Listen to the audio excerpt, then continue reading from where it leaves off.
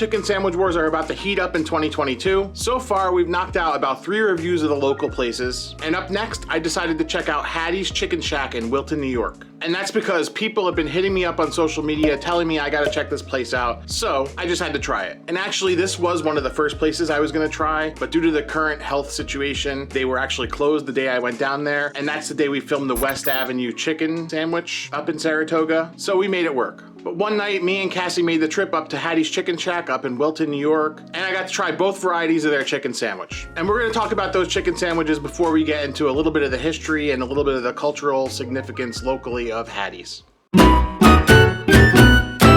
Hatties offers 2 types of chicken sandwiches in addition to their fried chicken and other Southern style offerings. Their regular fried chicken sandwich has their spicy Cajun coleslaw, lettuce, tomato, and pickle. Their spicy version is actually a Nashville style with a lemon mayo and also lettuce, tomato, pickle. Both versions come with breaded and fried chicken thighs in either regular size or Big Daddy, where they stack 2 of them. And knowing that, you guys gotta know how this is already gonna go. I see something called Big Daddy, I gotta order it. But Cassie let me try some of her regular chicken sandwich as well. And we got some sides. So I made a big mistake that day. Actually, a couple of big mistakes. I bit into the spicy chicken sandwich first, which after 20 episodes of this between the local places and the chains, I've been saying all along that I didn't want to do that because I didn't want to mess up my taste buds. And of course I know better, obviously. It turns out in this case, the spice wasn't actually the mistake. But we're gonna come back to that Nashville chicken sandwich. The regular chicken sandwich was quite good.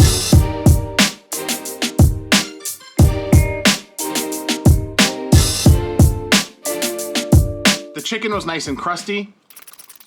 It was constructed on a nice decent Kaiser roll, and it had that slaw, that nice spicy Cajun slaw. And actually about that slaw, if there was one flaw about this sandwich, it's the fact that that slaw was also really spicy. I can take heat pretty well, but the heat level in that slaw was pretty intense. I actually can't believe Cassie even got through that whole thing because she's not a big fan of heat as much as I am. And it's a good slaw, don't get me wrong, but it's just really spicy and it's a little bit weird that both versions of the sandwich actually have spicy components to them. But I will say if you do go down to Hattie's, this is the way you're gonna wanna go. Where I wanna focus today is that Nashville hot chicken sandwich, the Big Daddy.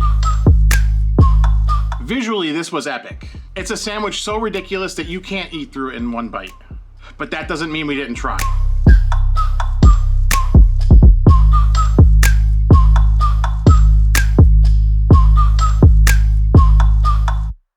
The roll here is exactly the same as the regular chicken sandwich. Really what I want to talk about is that Nashville seasoning. And I'm not going to sugarcoat it, not good. The chicken itself is fantastic, and I could tell that from the plain sandwich. The execution on the Nashville style needs a little work. So how it's usually done is they take a dry rub that's full of chili powders, cayenne pepper, brown sugar, and it gets a dose of the hot oil from frying the chicken. In this case here, the dry rub relies really heavily on the chilies, and the brown sugar is almost undetectable. But that's not even the big issue here. The big issue is to the letter, they actually did use frying oil from the chicken. You could definitely tell that. But in this case here, it was kind of an acrid batch of the oil. And the resulting dip for the chicken ended up being a little bit bitter and sooty. And the chicken was obviously dunked in this to the point where that was impossible to get around. Tasting the chicken on its own, I can't even say that batch of oil in the fryer was bad. Just that whatever was used for that Nashville dip was either an older batch or they took it too close to the bottom where all kind of the floury bits kind of fall after you fry food. That kind of made it difficult to get through the entire sandwich. However, once I saw this thing visually at the beginning, I kind of conceded to the fact that I wasn't going to be able to finish the entire thing. And not that I even should, because it was a pretty big amount of deep fried food.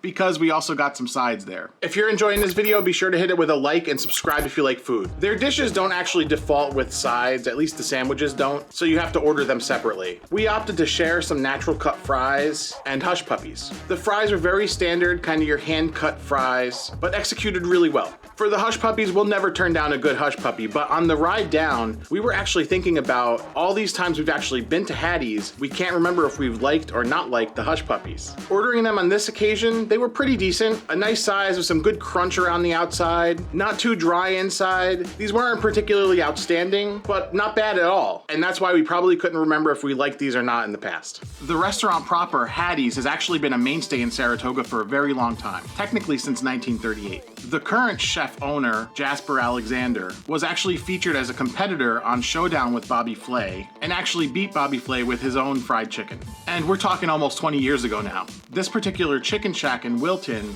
has been there for probably close to a decade now.